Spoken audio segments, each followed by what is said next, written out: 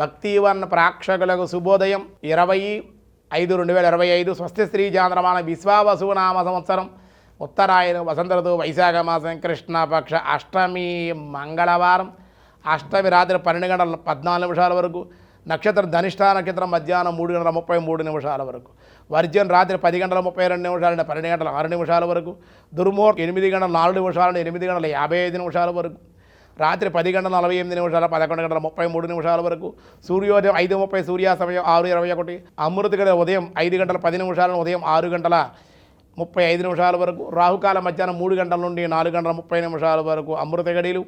ఈరోజు శుభ సమయం లేదు, అష్టమి మంగళవారం కాబట్టి ఐంద్రవయోగం రాత్రి 11:17 బాలువ మధ్యాహ్నం 12:51 కౌలవం మధ్యాహ్నం 12:04.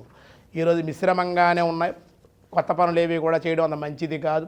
దినారంభ చక్రంలో ముందుగా ఈరోజు మేషరాశి వారికి విదేశీ ప్రయాణాలకి అవకాశాలు ఉన్నాయి. అలాగే గృహంలో నూతనమైన విలువైన వస్త్రలాభాలు, వృత్తి వ్యాపారాల్లో భంగపాటు, అనవసరపు ఖర్చులు, మానసిక శాంతి. వృషభ రాశి వారికి. మిథున రాశి తీర్థయాత్రా సందర్శనం, ధనవృద్ధి, కార్యసిద్ధి. కర్కాటక రాశి వారు భోజన సౌఖ్యం, విశేష ఆరోగ్యం, ధనలాభం, దేవాలయ దర్శనాలు. సింహరాశి వారు రాజభయం, వృత్తియందు ధన వ్యయం, వృత్తియందు అనేక సమస్యలు ఉండే అవకాశాలు.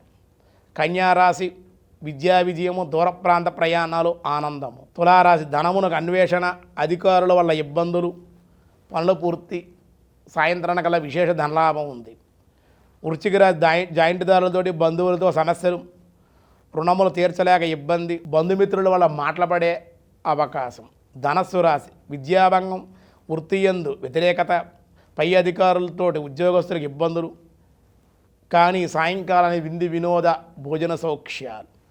ధనస్సు రాశి శుభకార్యానుకూలత, వివాహ ప్రయత్నాలు, లాభం. మకర రాశి అధికార ప్రాప్తి, సుఖము, శత్రుజయము. కుంభరాశి వారికి సంగీత సాహిత్య కళలయందు ఆనందము, దాంపత్య సుఖము, బంధుమిత్రుల సందర్శన. మీనరాశి మానసిక ఆందోళన, వృధా కాలక్షేపం, అనవసరపు ఖర్చులు. వ్యాసాయ విష్ణురూపాయ వ్యాసరూపాయ విష్ణవే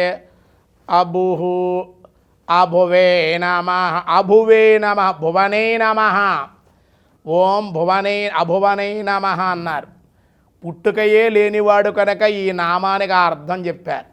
అభువనే నమః. ఎప్పుడు ఉన్నాడు ఆయన, ఈవేళ పుట్టినవాడు కదా, ఎప్పుడు ఉన్నటువంటి వాడే కనుక ప్రతి మానవుడు పరమాత్మ స్వరూపుడే అగుట చేత అతడు అబు అని అనబడ్డాడు.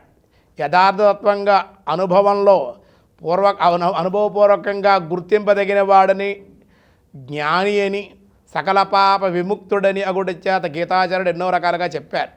కానీ కొందరు నామం అబువహ అని గాక భూ అని కూడా వ్యాఖ్యానించారు. దీని సారాంశం ఏమనగా భూ అనగా భూమి అని అర్థం. సత్యస్వరూపుడు తాను ఒక్కడే అయి ఉన్నందున కూడా భూ అని కూడా అనబడ్డాడు పరమాత్మ అని చెప్పారు. మిగతా విషయాలు రేపు చూద్దాం. ఈరోజు స్వస్తి.